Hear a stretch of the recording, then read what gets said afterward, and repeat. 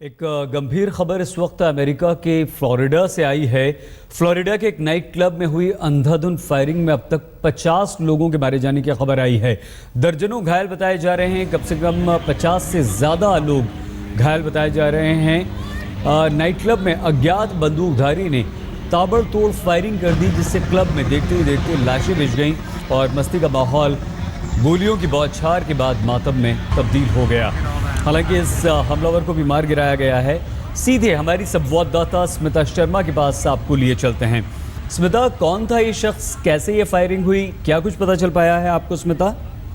सईद, इस शख्स का नाम उमर मतीन बताया जा रहा है और अभी पुलिस की जो जांच है, अब इस कड़ी की भी जांच कर रही है कि कहीं इसके जो संगठन है इस्लामिक स्टेट, उनके साथ कोई उसका संपर्क तो नहीं था या फिर कोई रिश्ता तो नहीं है। हालांकि उसके अभी पिता की एक इंटरव्यू चल रही थी एनबीसी चैनल पर, जिसमें उनके पिता ने कहा था कि पिछले दिनों बेसाइड एरिया में जब ये शख्स अपनी बीवी और बच्चे के साथ गया हुआ था, तो इसने देखा कि दो समलैंगिक पुरुष एक दूसरे को किस कर रहे थे। जो बाद में जो मेल बाथरूम एरिया है, रेस्टरूम एरिया है, वहां पे भी उसे कुछ ऐसा ही देखने को मिला, जिसे देखकर इसने बहुत कड़ी आपत्ति दर्ज करवाई थी कि आखिर ये हो क्या रहा है, ऐसा होना नहीं चाहिए। और जिस क्लब में गोलीबारी हुई है, अंधाधुंध फायरिंग की गई है, पल्स नाइट क्लब, ये गे नाइट क्लब था, समलैंगिक पुरुषों का नाइट क्लब तो था। ये तो तय हो गया स्मिता, इसका मतलब कि यही वजह थी और समलैंगिकों को ही निशाना बनाया इस शख्स ने।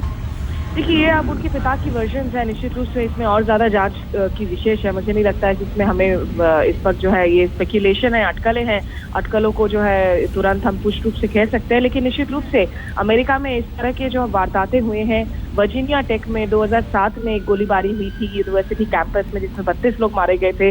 लेकिन अब अभी तक की जो लोन वुल्फ जिसे हम कहते हैं कि फायरिंग हो, या जो एक आदमी गोली लेकर अंधाधुंध फायरिंग कर ले लोगों पर, उस तरह की वारदात में मारे जाने वाले सबसे ज्यादा तादाद है, जहां 50 लोग मारे गए हैं। कम से कम 53 लोग अस्पताल में दाखिल हैं। पुलिस वालों को जो है आखिरकार, क्योंकि रात के स्थानीय समय 2 बजे इस घटना की शुरुआत हुई थी और सुबह जाकर 5 बजे जो है पुलिस वालों को आखिरकार रेड करना पड़ा, ताकि वो वहां मौजूद बाकी जो 30 हॉस्टेज है उन्हें निकाल सके।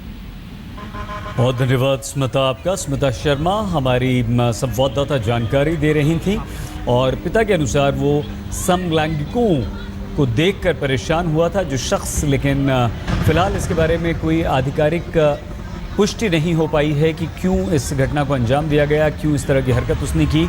लेकिन ये जो नाइट क्लब है वो एक समलैंगिकों का नाइट क्लब था और देर रात ये शख्स वहाँ पर जाता है, नाइट क्लब में अंधाधुंध फायरिंग कर देता है। अब तक 50 लोगों के मारे जाने की खबर आती है, लेकिन उसके बाद जब सुरक्षाकर्मी अंदर प्रवेश करते हैं क्लब में, तो वो इस बंदूकधारी को मार गिराते हैं।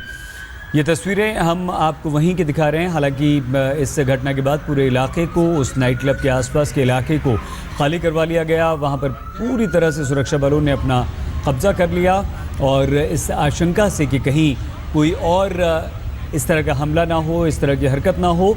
लेकिन नाइट क्लब में जहाँ कुछ देर पहले तक फायरिंग करने से पहले खुशियाँ थीं, लोग नाच गा रहे थे, एंजॉय कर रहे थे, वहाँ पर मातम पसर गया है।